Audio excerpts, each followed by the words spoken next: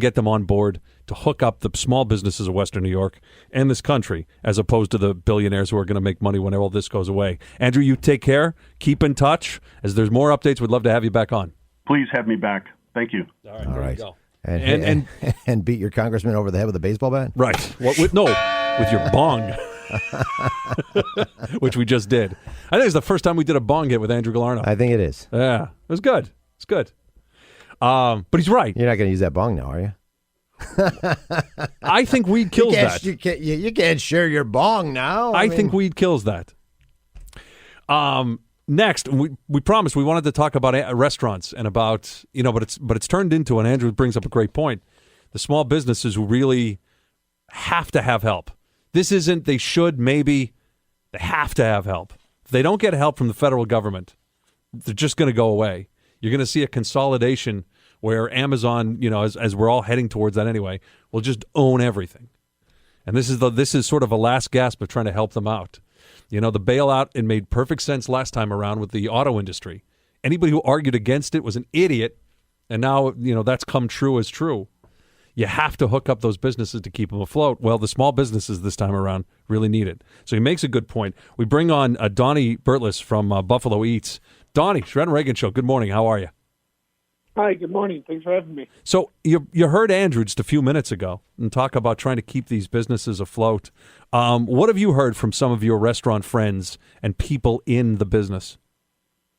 It's pretty dark, if I'm being honest. There's a lot of people out there who this business is not one that they're in because they make piles of money. It's a business that they are in because they genuinely love the industry.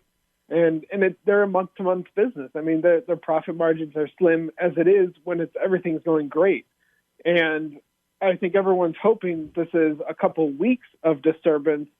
But as you see how things are playing out across the world, and this could be a potential couple months of disturbance, I think they're all genuinely scared of how they can do this without any assistance from the government. Right, and massive amounts of assistance. Yeah. What have you heard from maybe friends who are also now were working at one of these restaurants, no longer are, and trying to file for unemployment? I understand that the website crashed.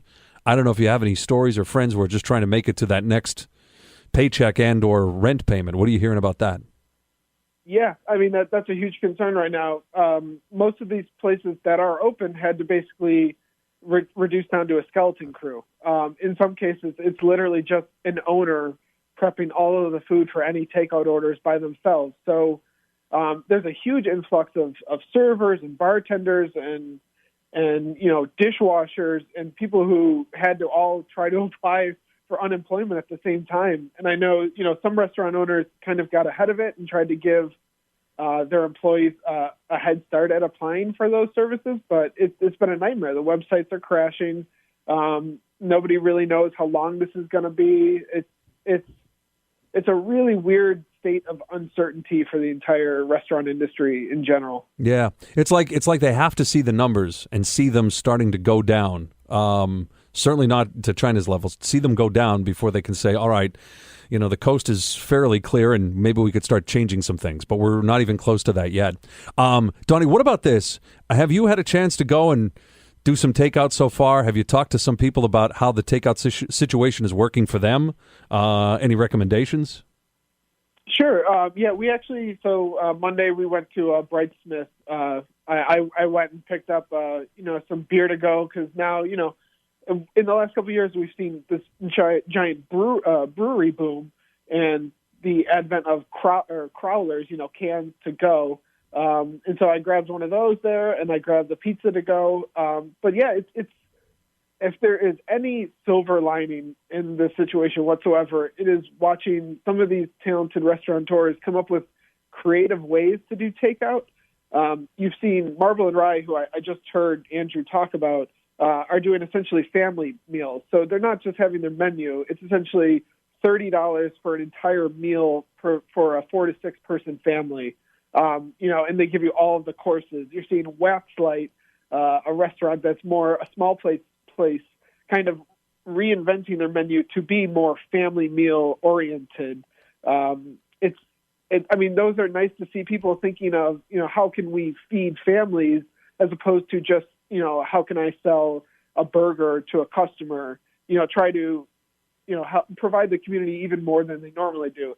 I mean, and on top of that, you're seeing Barrel and Brine, which is a pickle shop cafe out in the West Side, who are now just offering free lunches to anyone, no questions asked. If you're in a bad spot and you don't have the money, they are providing kids and families with, essentially a nutritious lunch from 11 to 1, and they don't ask any questions. You just go there and you pick it up and you can go. And seeing that kind of stuff it warms your heart in this type of situation. What are we seeing with delivery? Has there been an increase in that, or is it still just down? I mean, I haven't seen a lot. It seems like some restaurants are just taking the delivery on themselves, I guess, to try to, and I know all of the commissions and stuff are reduced for those services, but I don't know. It doesn't seem, everybody's offering delivery, but it seems like curbside pickup is really kind of the buzzword that really has a lot of people interested in it. That kind of seems like the thing. You've seen what Hamburg did. Essentially, the entire village came together, every restaurant, and said, we are all doing curbside pickup.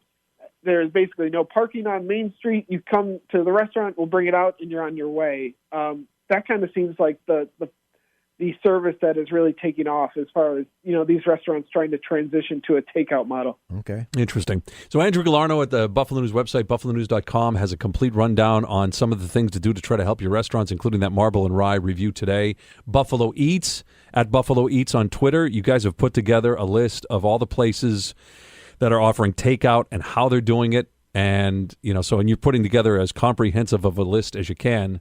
So at Buffalo Eats on Twitter would be a place to see that, correct? Yep. Yeah, we essentially took requests from any restaurant that would want to send it to us, and obviously we're flooded with owners telling us what their plans are and what they're offering. One of the unique things about all of this is that essentially the SLA has kind of reduced some of their restrictions on takeout alcoholic beverages. So you're seeing more and more restaurants now being able to offer beer and wine to go. I believe as long as it's sealed, they can sell it. And a lot of places are marking those down, obviously, because, you're not dining in. So, 50% off a bottle of wine, 25% off beer. It's we try to, put all of those offers together in a list. We're going to update it as much as we can. But we just want to, help out any way we can. All right, Donnie, if anything changes, if anything comes up, get in touch with us. Let us know. We'll let everybody know, too. And thanks for coming on the show. No, thank you guys for having me. I really appreciate it. Donnie Burles from Buffalo Eats, Andrew Gallarno from the Buffalo News. All right. We also have our One Hit Wonders bracket up at WEDG.com. And right now we are asking you to go vote. This is a great time waster over these next couple of weeks. If you are sitting in the house and you are bored and the